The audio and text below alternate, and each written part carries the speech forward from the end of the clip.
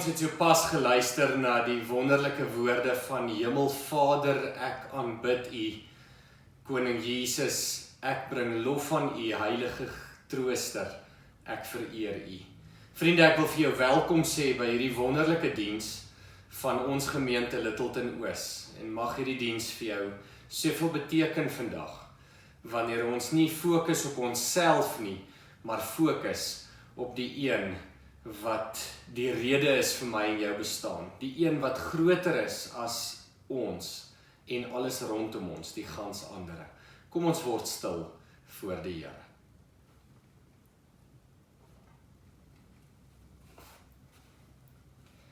Ons hulp kom van die Here ons God, die Almagtige, ons Vader in die hemel wat sy oog oor ons hou, sy hand onder ons hou, die Skepper van die hemel en die aarde. Amen. Geliefdes, ek groet jou graag vanoggend as ek vir jou van die genadige en barmhartige Vader, die een wat lankmoedig is en vol liefde, wat sy seun vir ons gestuur het, Jesus Christus, en die Heilige Gees as trooster kom sê, vrede vir jou. Kom ons sing twee wonderlike liedere saam. Die eerste is liedboek 456 en direk daarna sing ons liedboek 197, Wonderbare Koning, wat iets beskryf, albei hierdie liedere, van God as die Skepper, as die Almagtige en as die Vader. Kom ons sing dit saam.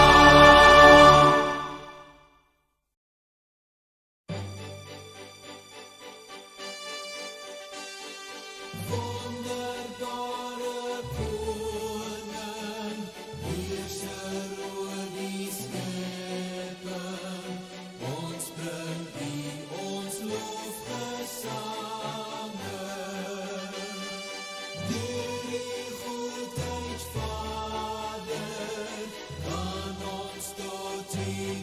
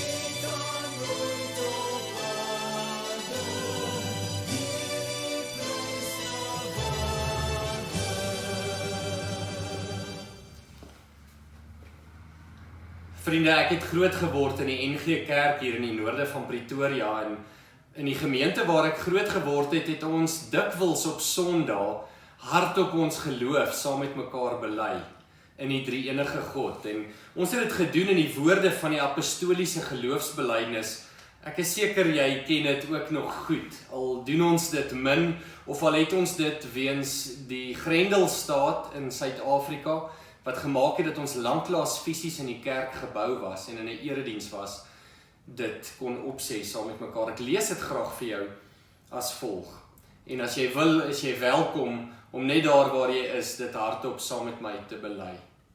Ek glo in God die Vader, die Almagtige, die Skepper van die hemel en die aarde, en in Jesus Christus, sy eniggebore Seun, ons Here, wat ontvang is van die Heilige Gees, gebore is uit die maagd Maria, wat gelei het onder Pontius Pilatus, gekruisig is, gesterf het en begrawe is en ter helle neergedaal het, wat op die derde dag weer opgestaan het uit die dode, wat opgevaar het na die hemel en sit aan die regterhand van God, die Almagtige Vader, van waar hy sal kom om te oordeel, die wat nog lewe en die wat reeds gesterf het.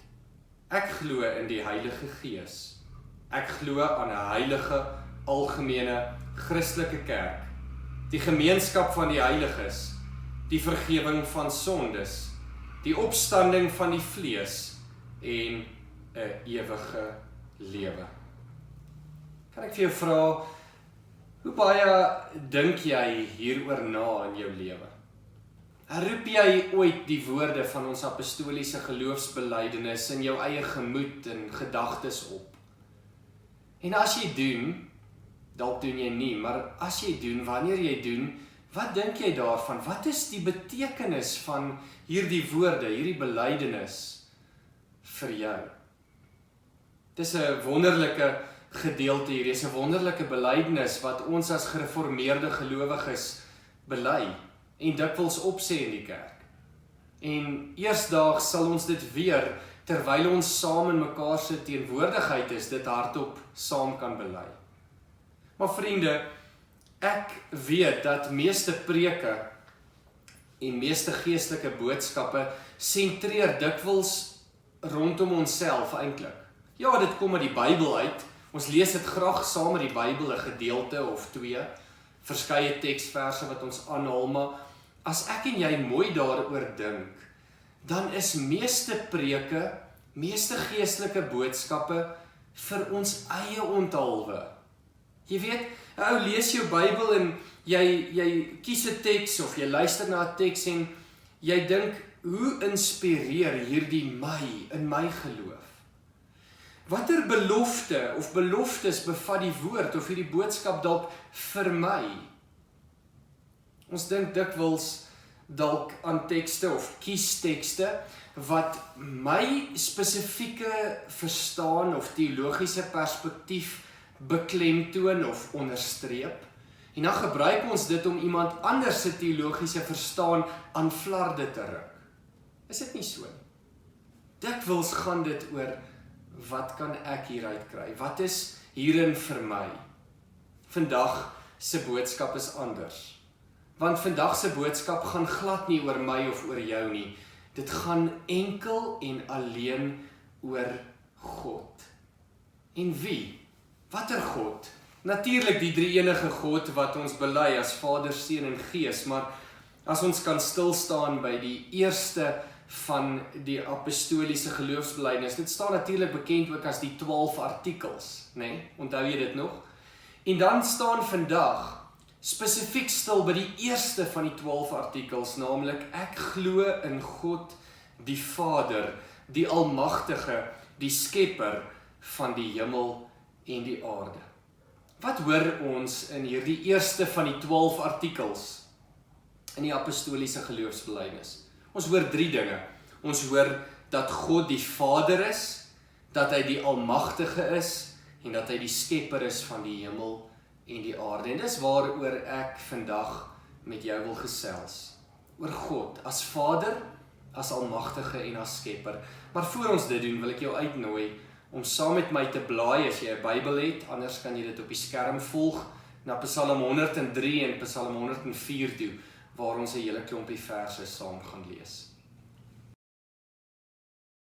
Ons eerste gedeelte is in vers 8 tot 13 van Psalm 103. Barmhartig en genadig is die Here, lankmoedig en vol liefde.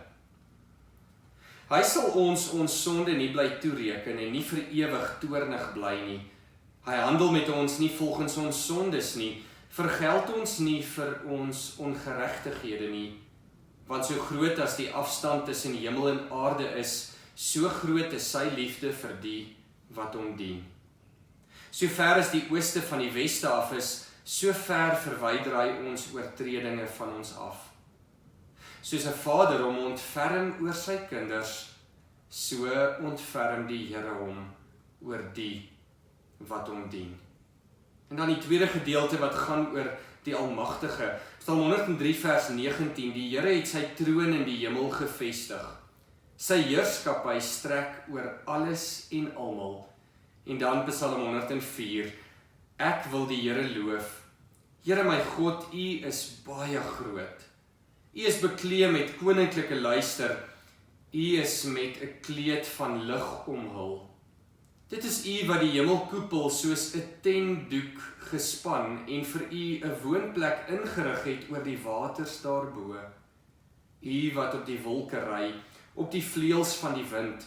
U wat die winde U boodskappers maak, die weerligte U dienaars. U wat die aarde stewig gevestig het, sodat dit nooit sal wankel nie. Die groot waters het die aarde soos 'n kleed oordek. Die waters het bo oor die berge gestaan. Maar toe U die waters aanspreek, het hulle gevlug voor die krag van U stem. Het hulle die wyk geneem. Hulle het oor die berge gespoel en in die laagtes weggevloei na die plek toe wat U vir hulle bestem het. U het 'n grens gestel waaroor hulle nie mag gaan nie. Hulle mag die aarde nie weer oordek nie. En dan 'n derde gedeelte wat fokus op God as die skepper. Psalm 104 vers 10 tot 30. U laat fonteine in die valleie ontspring en tussen die berge deurstroom. Daar kom al die wilde diere drink en die wilde donkies hulle dors les. Die voëls maak hulle neste langs die water en kwetter tussen die takke. Uit die hemel laat U dit op die berge reën. Die aarde word versadig deur die reën wat U gee. U laat gras uitspruit vir die diere en groen plante vir die mens, sodat hy sy kos uit die aarde kan kry. Wyn om mense se harte bly te maak, olie om die gesig te versorg, kos om die mens nuwe krag te gee. Die bome van die Here kry volop reën, die seders op die Libanon, die wat hy geplant het waar die voëls hulle neste maak en die reiers sy huis in die boomtoppe bou. Die hoë berge is 'n tuiste vir die klipbokke, die rotse is 'n skuilplek vir die dassies. U het die maan gemaak om die vaste tye mee aan te gee. Die son weet wanneer om onder te gaan. As U die donker bring en dit nag word, roer al die diere in die bos. Die leeu's brul op soek na prooi. Hulle vra hulle kos van God. As die son opkom, sluip hulle weg en gaan lê in hulle skuilplekke. Dan gaan die mens na sy werk toe en hy werk tot die aand. U het baie dinge geskep, Here. Die aarde is vol van wat U gemaak het en tog, U het alles in wysheid geskep. Daar is die see, groot en wyd, wat wemel van diere, klein en groot. Daar vaar die skepe en daar is die Leviathan. U het hom gemaak om mee te speel. Hulle is almal van U afhanklik. U gee hulle kos op hulle tyd. U gee en hulle eet. U maak U hand oop en hulle kry meer as genoeg. Maar as U terugtrek, is dit klaar met hulle. As U hulle asem wegneem, is hulle dood en word hulle weer stof. U gee die lewensasem en daar is lewe, ook uit die grond, laat U nuwe lewe spruit. Vriende, wat 'n wonderlike teks is dit nie hierdie uit Psalm 103 en 104 wat praat oor God en oor hierdie 3 karaktertrekke van God, kan ons maar sê. Oor hom as Vader, ons het daar begin in Psalm 103, en dan oor hom as die Almagtige, die Sterke, en dan uiteindelik in hierdie laaste klomp verse wat ons gelees het, oor God as die Skepper. Nou vriende, dis hierdie 3 goed wat belangrik is as ek vandag die fokus, die kollig laat val op God, en nie op my en jou nie. Sommer net 'n lekker fokus op wie hy is, en hoe wonderlik hy is, en dat ons daarvoor dankbaar kan wees. Jy weet, ons het baie vrae as mense. Tipiese vrae is, kan God alles doen? Kan God 2 maal 2 byvoorbeeld 5 maak in plaas van 4? Mense sal dink oor, kan God die geskiedenis verander? Kan hy die politiek verander? Kan hy die Anglo-Boereoorlog herroep of die apartheidsjare, die horlosie terugdraai vir dit? Kan hy 'n nuwe Suid-Afrika verander en anders laat verloop as wat gebeur het die afgelope meer as 25 jaar? 'n Mens het allerhande vrae oor God. En mense wil baie keer dink aan God as die gans andere, en dit is wie hy is. Soos baie mense hom beskryf het, NP van Wyk Lou, ons digter in Suid-Afrika, het oor God gedink as die gans andere. En baie teoloë, Karl Barth byvoorbeeld, die Duitse teoloog wat 'n baie groot inspraak gehad het in ons teologie en ons nadenke oor God in Suid-Afrika, het ook van hom gepraat as die gans andere. Maar weet jy dat God ook uniek is? En dat dit eintlik dwaas is, soos professor von Selms daarna verwys het, om hierdie vrae oor God te vra, soos wat ek nou net opgenoem het. Dat dit eintlik nie alleen gewone mense is wat so oor God dink nie. Die geskiedenis van die kerk en die teologie het dikwels ook so oor God gedink, en dis eintlik dwaas om so oor God te dink, in terme van sy mag en sy andersheid. Ja, dis een komponent van wie God is, maar dis nie die som totaal van wie hy in wese werklik is nie. Natuurlik is hy die Almagtige, en is hy die een wat alles kan doen, tot alles in staat is. Dit bely die kerk deur die eeue heen, ook soos wat ons gehoor het in die apostoliese geloofsbelijdenis, en trouwens gelees het, dalk saam hardop opgesê het vanoggend. Maar dit is net een invalshoek op God. Daar is baie ander. En dit is nie al wat ons oor God kan bely nie. Daarop moet ons luidkeels nee antwoord. Want dit is nie die som totaal van God nie. Een van ons teoloë, soos ons genoem het, Karl Barth, het oor hom gepraat as die Almagtige en die gans andere, maar selfs 'n ou soos Adolf Hitler het van God gepraat as die Almagtige. En om alleen oor God te dink as die Almagtige mis eintlik 'n groot deel van waaroor dit gaan en oor wie God regtig is. Ons moet begin om heel eers oor God te dink as die Skepper, want dit is wie hy in wese is. Dis waar die Bybel begin, om te vertel van hoe God in 6 dae die hemel en die aarde en alles geskep het en op die 7de dag gerus het.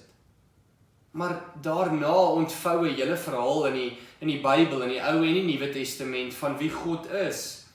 En dat ons moet weet, God het nie net geskep nie, God het baie dinge ook gedoen. Maar ja, inderdaad moet ons begin by hom as Skepper.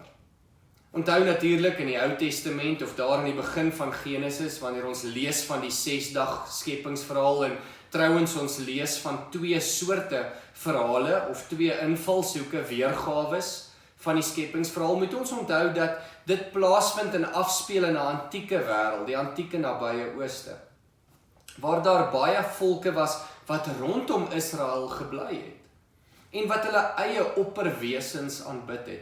En almal van hulle met hulle eie geloofs oortuigings het eie skepingsverhale gehad in daardie geloof wat hulle bely het en in daardie wesens wat hulle aanbid het. En so is daar byvoorbeeld Een God wat bekend staan as die songod, Ra, wat deur sommige volke aanbid was. En dis hoe wonderlik dit is wanneer die Bybel dan kom en God en 'n ander skepingsverhaal aanbied in die God wat ook die son skep, die hemelligte aan die hemelruim hang, wat God groter maak as daardie God, anders maak as daardie gode van die ander volke, en inderdaad die gans andere, soos wat ons hom leer ken. En daarop moet 'n ou sê, wow, want hierdie God, die God van die Bybel, die Jahwe God, die drie-enige God is beter en anders as al die ander gode van al die ander volke rondom Israel. Want in 6 dae skep God alles. In 'n kort periode skep hy alles. En God begin om van donker na lig te skep. En van bo na onder en weer van onder terug na bo as hy die hemelligte aan die uitspansel hang. En vir elkeen uniek skep en vir elkeen 'n eie naam gee. Ons sien verder hoe God dan die lewe skep, van vleend in die lug, na al die diere en lewende organismes in die see, tot die kruipende diere op die aarde en die wat loop, en uiteindelik die mens, ek en jy, as die kroon van sy skepping, soos Psalm 8 dit sê, diegene wat moet heers oor sy skepping. God skep alles wat gesien kan word met die menslike oog, en dit wat nie gesien kan word nie, soos Kolossense 1 dit vir ons gee. God skep alle dinge, van reusagtig groot tot mikroskopies klein. Hoe wonderlik is dit nie, dat God so skep, as die skepper van alle dinge. Maar God is natuurlik ook die Almagtige, en dis die tweede deel wat ons raak lees in die apostoliese geloofsbelijdenis artikel 1. Dat hy die kragtige dade God is, die een wat sy almag op allerlei maniere bewys. Dink maar aan 'n paar insidente in die Ou Testament wat ek en jy lees, byvoorbeeld Lot se vrou, toe Sodom en Gomorra vernietig word, en Lot en sy familie moet vlug, en God sê, julle mag nie omkyk nie, en Lot se vrou kyk om en sy verander in 'n soutpilaar. Sy sterf. Dis iets van die almag van God. Dink aan die Rooi See wat oopgekloof word, wanneer die Israeliete uit Egipte, uit die plek van slawerny vlug, en die Egiptenare is agter hulle, op hulle spoor, met hulle strydwaans, en hulle soldate, en hulle spiese. Dan kom hulle voor hierdie watermassa te staan. En hulle weet nie waarheen nie, en God die Almagtige sê vir Moses, lig jou kierie op, en ek sal die ondenkbare doen. Ek sal as die Almagtige God die waters van die Rooi See oopkloof. En God doen dit. En sy volk trek deur die nag op droë grond, deur die see. Die Egiptenare en al hulle strydwaans word verswelg wanneer daardie mure van water weer neerkom op hulle. Dis die Almagtige God wat ek en jy aanbid.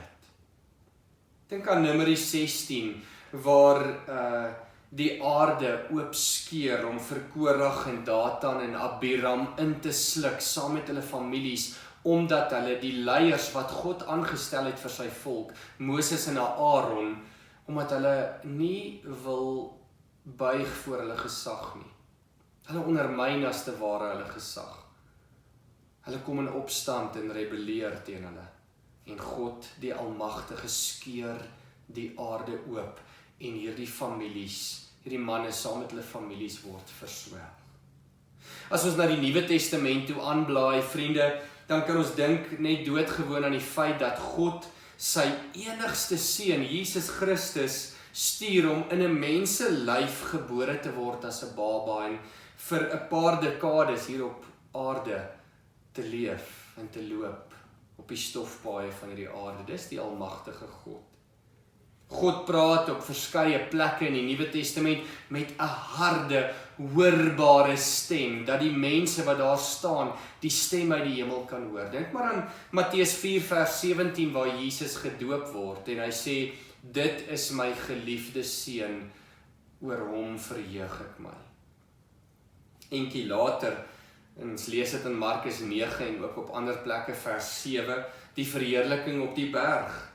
En weer in Handelinge 8 vers 4, wanneer Paulus radikaal tot bekering kom, omdat hierdie almagtige God vanuit die hemel sy stem laat hoor, 'n bulderende stem laat hoor, om te sê, ek is Jesus, dit is vir my wat jy vervolg. Dink maar aan Jesus se sterwe aan die kruis, net toe Jesus sy laaste asem uitblaas, skeer die voorhangsel van die tempel van bo na onder in twee. Dis die werk van 'n almagtige God, want niemand kon daarbo bykom nie, geen mens nie. God, die almagtige.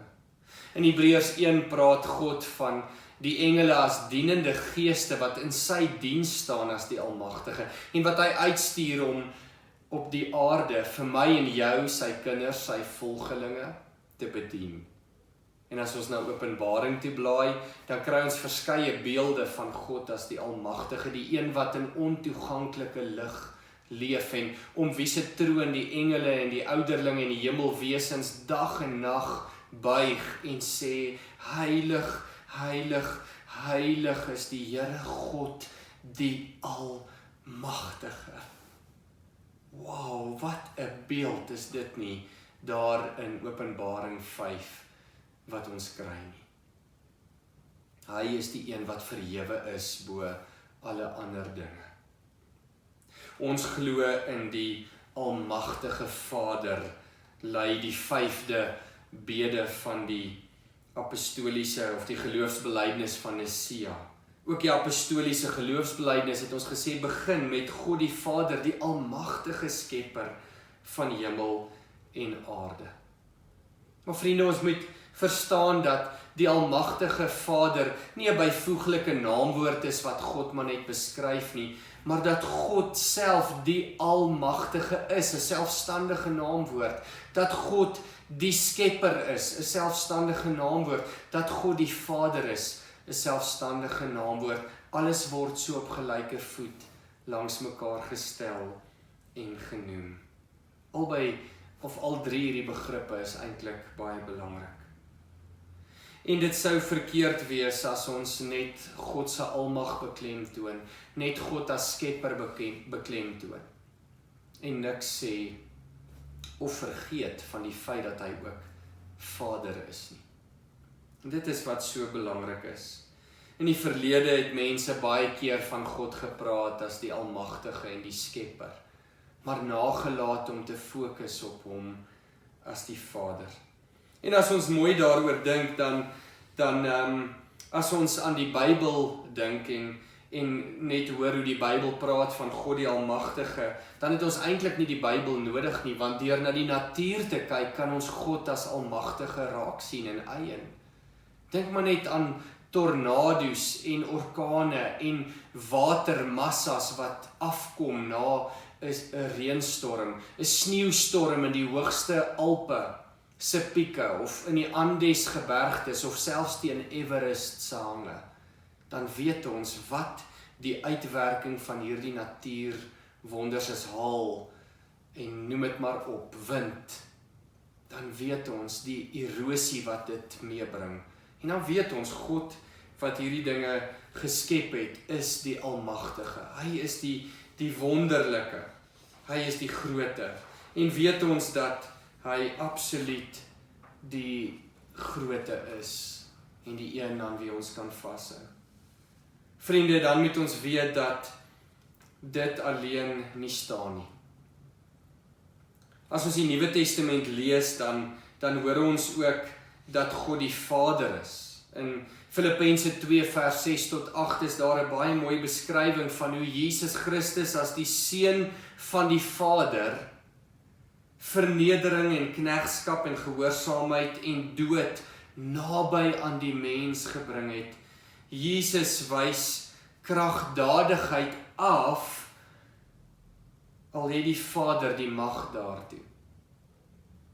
Hy kruip eerder weg, as om met mag koning gemaak te word. Sy koninkryk is nie van daardie soort nie, sê die Bybel vir ons. Hy word deur ander maghebbers bespot en weggelei na waarheen hulle wil, Lukas 23, om gekruisig te word. Aan die kruis hang hy van God verlate en magteloos as te ware, om homself te red, sê Markus 15. Dit is maar net 'n paar verwysings van God. Maar ons moet hoor dat die Bybel praat van God as 'n Vader. Die Ou Testament praat op baie plekke van God as die een wat 'n Vader is. Dink maar aan Hosea 11, is daar 'n pragtige vaderbeeld wat ons kry in die Bybel.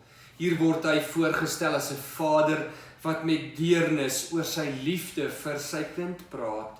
Hy dink terug aan Israel, toe hy nog 'n kleutertjie was, hoe hy hom geleer loop het, gedra het, teen sy bors en versorg het. Dis 'n ander prentjie van hierdie God, wat ook die Skepper en die Almagtige is. En God roep uit, hoe kan ek jou prys gee, o Israel? En kry ons 'n absolute ander beeld van God as die Vader. Baie mense wil nie oor God dink as die Vader nie, want hulle sê dis chauvinisties. Wat van God se moederlike eienskappe? God wat nie net 'n vader is met harde baard en bulderende stem nie, maar dis verkeerd om so aan God te dink. Want God het definitief ook 'n ander kant.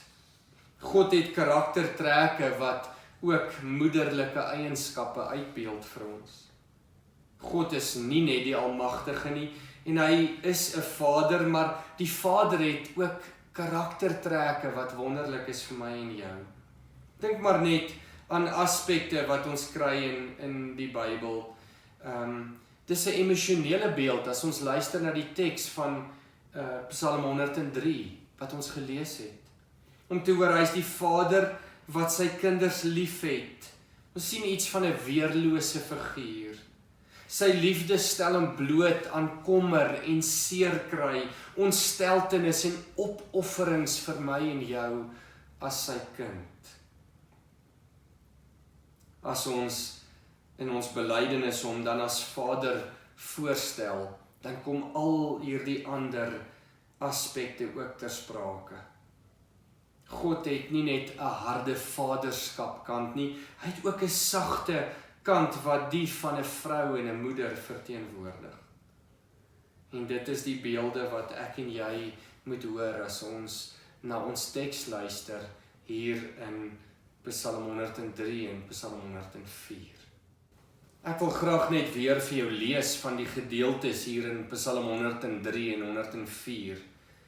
Ons hoor hier in die begin dat hy barmhartig is en genadig, dat hy lankmoedig is en vol liefde. Dis eienskappe van God as Vader, wat hom anders teken as net die Almagtige, die Skepper van die hemel en die aarde.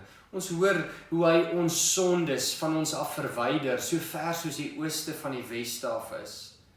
Dat hy nie vir ewig ons sonde teen ons hou nie, dat hy nie vir ewig dit bly toereken nie en toornig bly nie. Dat hy ons nie vergeld vir ons ongeregtighede nie. Dis eienskappe van 'n God wat warmhartlike eienskappe is.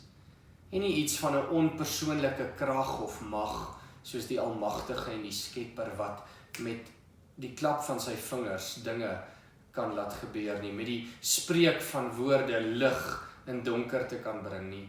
Hy's 'n nabye God. Hy's 'n God met hart, hy's 'n God wat jou en my oneindig lief het.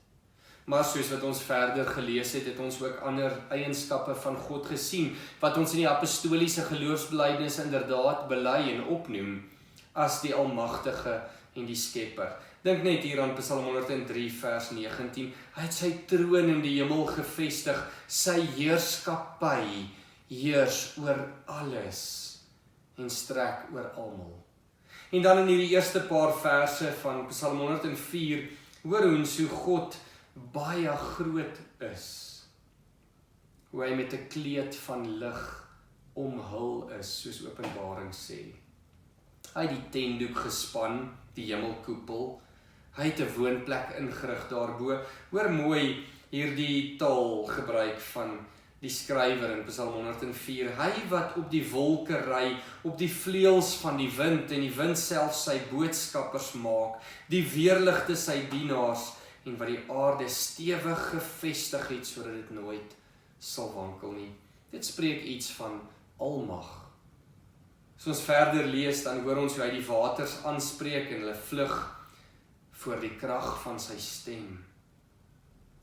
Hy is die een wat hulle die water oor die berge laat spoel en dit in die laagtes laat wegvloei en wat verwater.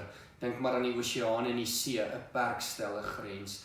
Dis woorde wat vir ons iets sê van God as die Almagtige. En dan van vers 10 af lees ons van hom as die Skepper, nê? Nee.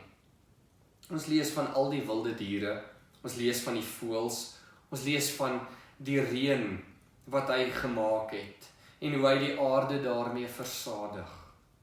Ons lees van plante, groen plante wat hy laat uitspruit uit die aarde uit. Ons lees van bome en van die besonderse bome, die seders op die Libanon. Ons lees van soveel ander dinge, die hoë berge en rotse wat 'n skuilplek is. Ons lees van die hemelligte, die maan wat vaste tye gee. Nee, dink aan getye in die natuur. Ons lees van die son wat weet wanneer om onder te gaan en wanneer om op te kom. Ons lees van die ligte, die lig in die donker. Ons lees van sekere diere, die leeu's wat brul en al die diere in die bos.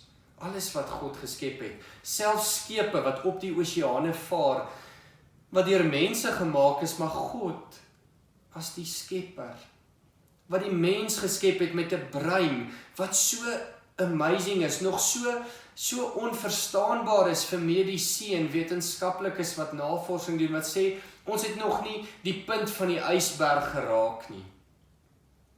God het vir ons as mense die kennis gegee om skepe en motors en vliegtuie en noem dit maar op, te kan ontwerp en te kan laat werk.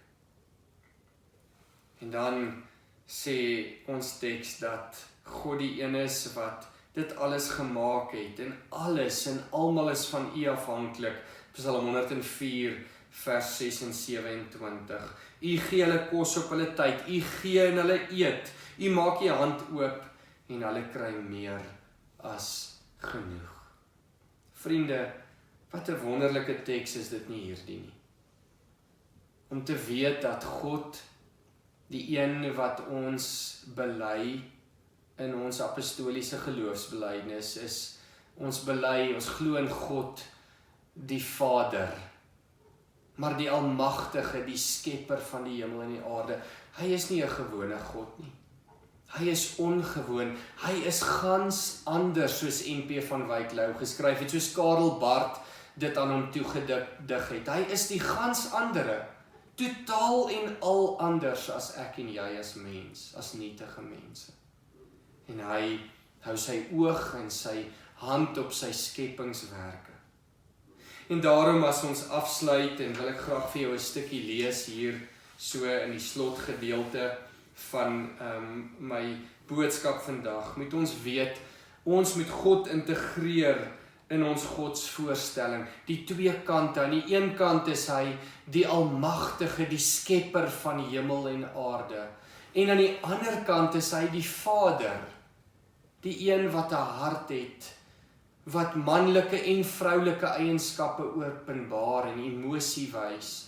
'n God wat uitreik na my en jou sy hand uitsteek, nie ons sondes teen ons hou nie, maar wat sê ek het jou lief, ek stuur my seun, ek laat hom sterf aan 'n houtkruis, sodat jy en ek die lewe kan hê en dit in oorvloed. So God oorwin deur sy neerlaag, sy magtige majesteit eis die handhawing van sy heiligheid, skryf iemand. Daarom eis sy geregtigheid straf vir die aantasting van sy geregtigheid en heiligheid. Maar sy vaderlike liefde eis die behoud van my en jou as sy kinders. Daarom neem hy die straf in homself op, soos Hosea sê. Daarom gee hy homself prys. En jy so oorwin sy liefde, nie sy almag en sy skepingsvermoëns nie. En dit is waaroor die res van die belydenis van Nicea ook gaan. Gaan lees dit gerus, gaan Google dit, gaan soek dit op. En dit is waarom ons, ek en jy, in oorstelpte aanbidding voor hom kan buig en ons in wederliefde in sy arms kan werp en kan terugsit, kan terugleun as te ware soos Johannes sy disipel teen sy bors dikwels gedoen het. So kan ons in God se arms kom teruglê met jou lewensomstandighede, met jou uitdagings, met alles. En kan ons maar net weet, ons het 'n God wat almagtig is, wat alles geskep het en in stand hou. Maar hierdie God is nie net dit nie. Hy is nie net 'n onpersoonlike almagtige krag nie. Hy is 'n persoonlike nabye Vader wat ons in sy arms optel en ons vashou en vir ons vertel hoe lief hy ons het. En wat ons verseker dat hy barmhartig is en genadig, lankmoedig en vol liefde, en dat hy ons nooit sal verlaat nie en ons nooit in die steek sal laat nie.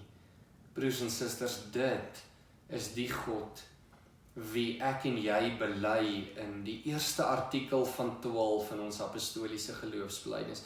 Dis die God in wie ek en jy glo en aan wie ons vashou. En mag hierdie boodskap vandag wat jou en my herinner aan wie hierdie God vir ons is, mag dit ons harte sommer net tot rus laat kom en ons 'n vrede laat vind in die onstuimigheid van hierdie wêreld en sy omstandighede wat ook ons raak en wat ons voel aan ons velle. Mag ons in hierdie wete rustig word, omdat ons weet ons het 'n Vader in die hemel wat ons liefhet en vir ons sorg. Amen. Kom ons bid saam. Hemelse Vader, so baie dankie vir u oneindige liefde. Dankie vir u genade. Dankie dat u barmhartig is, dat u lankmoedig is, dat u vol liefde is. Ons eer u as die skepper van alle dinge, ook die skepper van ons lewens. Ons eer u, Here, as die almagtige, as die een wat alles gemaak het en dit in stand hou. Here, ons eer u egter ook as ons Vader. So was u van die begin van tyd af, die een wat gesê het, laat daar lig wees en daar was lig, en het u geskep en bly herskep. Was u almagtig, soos wat ons gehoor en gesien het, uit die Ou Testament en Nuwe Testament en deur al die eeue. Here, maar u is bovenal ook ons Vader, die een wat ons op u skoot wil tel, ons teen die bors wil druk en vir ons in die ore wil fluister, jy is myne. Ek het jou lief, ek hou jou vas. En daarvoor eer ons u en loof en prys ons u as die skepper, die almagtige, maar as die Vader wat vir ons lief het. En ons loof u daarvoor in die naam van Jesus Christus, in wie u vaderhart vir ons so duidelik geword het, in sy sterwe, sy opstanding, sy hemelvaart en sy belofte om weer terug te keer om ons te kom. Amen. Vriende, ons gaan afsluit met 'n wonderlike lied. Ek wil die Here loof met alles wat in my is, maar voordat ons dit doen, gaan ek sommer die laaste goeie nuus met jou deel en sommer die seën uitspreek, en dan kan jy saam met ons lekker sing daar in jou huis aan hierdie laaste lied, ek wil die Here loof. Vriende, ek wil met julle die goeie nuus deel, dat die kerkraad Woensdag aand vergader het, en eenparig besluit het, dat ons op Sondag 6 September, dis volgende Sondag, met eredienste kan hervat. Joehoe! Ek glo jy doen nou dieselfde daar waar jy in jou huis of in jou sitkamer sit. Ek is so bly, ek sien so uit om terug te keer na die kerkgebou toe, waar ons mekaar kan sien en mekaar in die oë kan kyk, dalk nie fisiese kontak baie nog kan hê nie, weens die regulasies in ons land, maar minstens kan ons saamkom om die Here te aanbid. So hou gerus die Roudse inligting ook dop, maar in kort gaan daar 2 dienste wees elke Sondag van die 6de September af, 'n tradisionele diens in die kerkgebou om 8:30 en 'n tweede informele diens in die saalruimte met 'n ander karakter. En die rede daarvoor is prakties, sodat ons nie in een ruimte 2 dienste hoef te hou en tussenin hoef te saniteer nie. En natuurlik ook om dan deur die 2 dienste 100 mense te kan akkommodeer op 'n Sondag en nie net 50 nie. En al die instruksies gaan op die kerkgroepe deurgegee word in hierdie week. Hou dit maar net fyn dop, lees dit op die Herald en ons sien baie daarna uit om mekaar weer by die kerk te sien volgende Sondag. Mag die Here vir jou seën as ek vir jou sê die genade en barmhartigheid van ons God as Vader. Sy liefde en lankmoedigheid is met jou. Hy vou jou toe. Hy sal jou optel, jou vashou en jou teen sy bors druk. Maak nie saak hoe moeilik die omstandighede van jou lewe mag wees nie. Deur sy seën het hy jou verlos en deur sy gees rus hy jou toe, gee hy jou krag en vul hy jou met sy vrug en met gawes sodat jy vir hom kan leef. So seën die God, die Vader, die Almagtige en die Skepper van die hemel en die aarde jou, nou en vir altyd. Amen.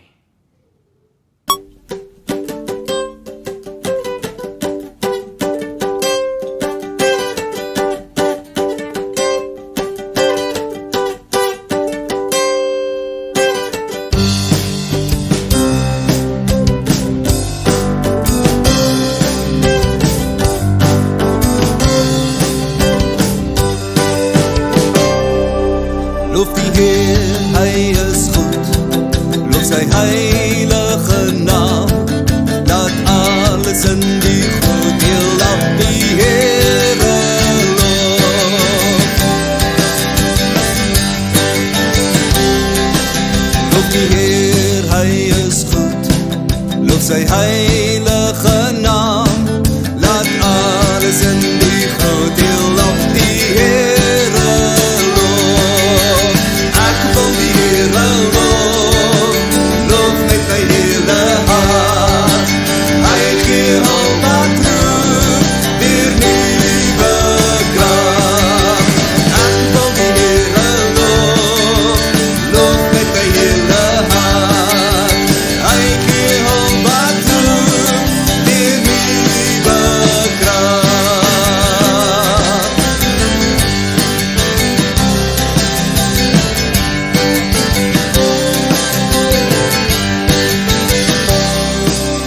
My sonde vergeef en hy maak my sy kind, laat alles in die goed heel op die Heere loof. Loof o hemel die Heer, al die engele saam, laat alles in die goed heel op die Heere loof. Ek wil die Heere loof, loof met my hele hart, hy gee al wat roep, weer nieuwe kracht. Ek wil die Heere loof, loof met my hele hart, hy gee al wat roep, weer nieuwe kracht. Ek wil die Heere loof, loof met my hele hart, hy gee al wat roep, weer nieuwe kracht.